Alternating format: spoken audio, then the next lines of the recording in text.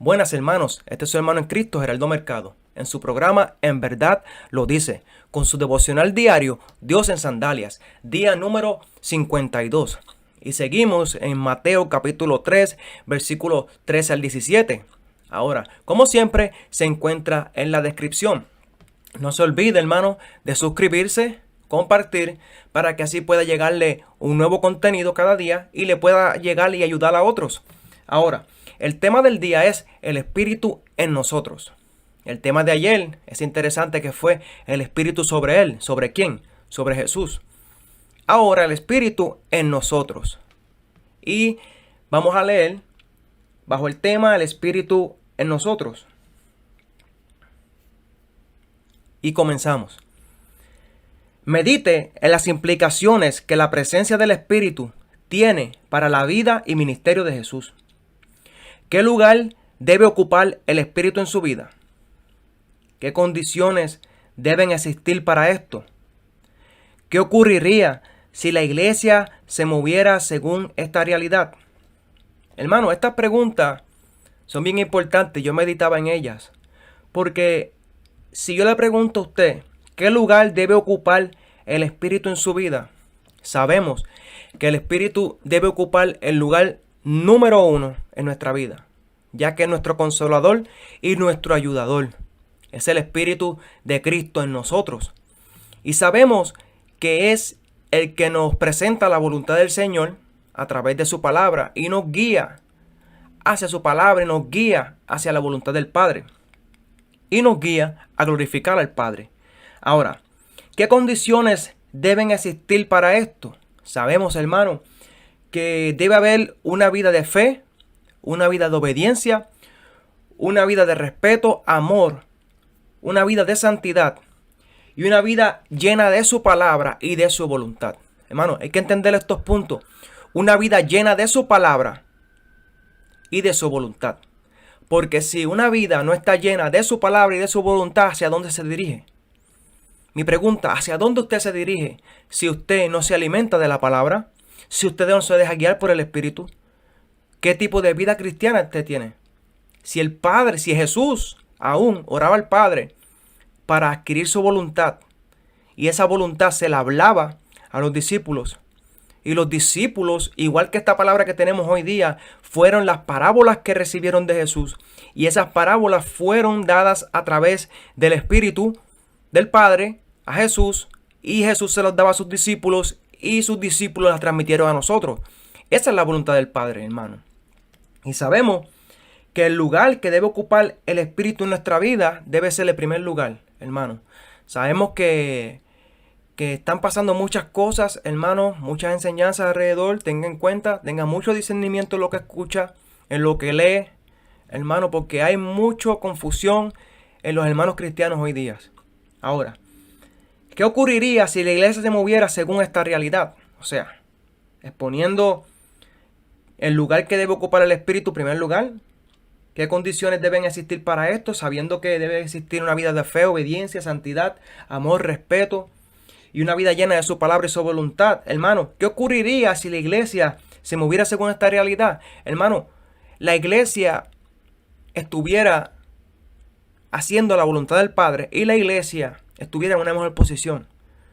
Ahora, es difícil saber que aún así, hermano, se tiene que cumplir que vendrán falsos profetas. O sea, y sabemos que ante la soberanía del Padre, todo esto para que haya justicia, tiene que haber injusticia. Para que haga gracia, tiene que haber pecado. Y es difícil de entender, pero es la soberanía de Dios y es el mundo en el cual nos ha tocado vivir. Ahora, no avanza el devocional de este día sin antes tomar un tiempo para disfrutar de la compañía del Padre. Él anhela esos momentos de intimidad y quietud con nosotros en que nada nos distrae, ni siquiera la lectura de su palabra.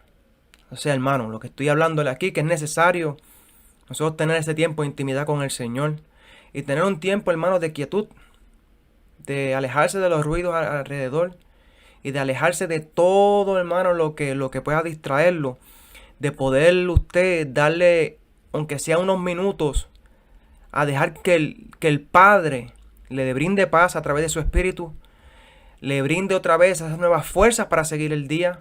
Sabemos que muchas veces por la tarde, aún por las mañanas, ¿verdad? Existen distintos momentos en la vida que nosotros nos sentimos un poco agotados. Pero es necesario, hermano, venir al Padre. Es necesario, igual que Jesús, hermano, nos dio esa enseñanza.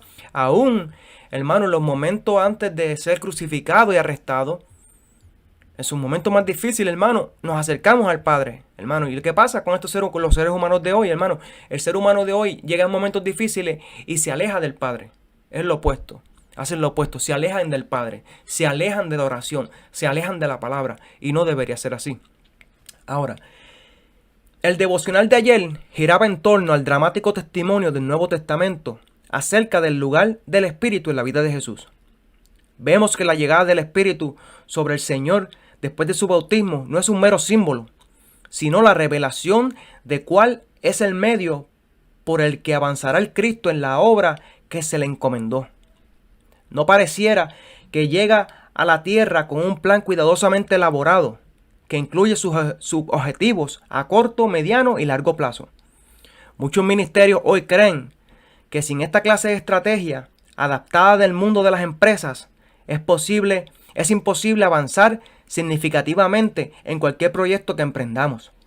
Toda la evidencia de los evangelios nos sugiere que los pasos de Jesús serán guiados por el Padre, por medio de la acción del Espíritu.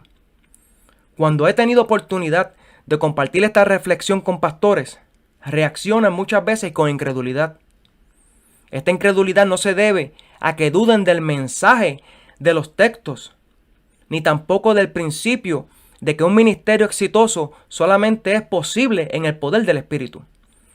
Está vinculada a las filosofías modernas de liderazgo que han condicionado fuertemente la perspectiva del líder de cómo se puede llevar adelante la obra de Dios. Tristemente, en la mayoría de los ministerios, nosotros somos los que planificamos, ideamos y proyectamos. Y limitamos el rol del Padre a bendecir nuestros proyectos. Pero claramente son nuestros proyectos. Cuando otros se oponen o cuestionan lo que nosotros queremos hacer, defendemos a muerte nuestra postura precisamente porque está en juego algo que ha nacido en nuestro propio corazón. Jesús nos muestra el camino de la dependencia absoluta del Padre. Cada palabra que habla proviene del Padre. Cada enfermo que sana es por indicación del Padre. Cada milagro lo realiza siguiendo las instrucciones celestiales. Así también observamos en la trayectoria de la iglesia en el libro de los Hechos. Muchos comentaristas señalan que en realidad el libro no se refiere a los hechos de los apóstoles, sino a los hechos del Espíritu. En cada incidente, en cada proyecto, en cada viaje percibimos claramente la presencia del Espíritu Santo, guiando, orientando y corrigiendo a quienes estaban involucrados en dicha empresa. El apóstol Pablo señala en Romanos 8:14, que es mi versículo favorito, que son hijos de Dios todos aquellos que son guiados por el Espíritu, no aquellos que poseen el Espíritu. La declaración implica que el Espíritu debe tener un rol activo y protagónico en nuestras vidas. Nuestra excesiva dependencia en nuestras propias habilidades, sin embargo, ha atrofiado nuestra capacidad de dejarnos guiar por el Señor de esta manera. Por esto, necesitamos volver a aprender este camino por medio de la práctica, tal como lo indica Hebreos 5:14. Hermano, y sabemos que Hebreos 5:14 lo tengo por aquí apuntado. Pero el alimento sólido es para los que han alcanzado madurez, para los que tienen los sentidos ejercitados en el uso y el discernimiento entre el bien y el mal. Hermanos, vuelvo y repito, por si acaso me equivoqué en alguna línea. Pero el alimento sólido es para los que han alcanzado madurez, para los que por el uso tienen los sentidos ejercitados en el discernimiento del bien y del mal. Es necesario, hermano, que nosotros ejercitemos este discernimiento y sepamos cuándo el Señor, a través de su palabra, nos guía y cuándo somos nosotros. Cuando yo tengo un plan y cuando este plan, por más que aparezca bueno y agradable, es mi plan, no es plan del Señor. Y es necesario, ahí se conocen los ministerios y lo que son planes del hombre. hermano, y es por eso que necesitamos saber qué es un plan y qué es un ministerio.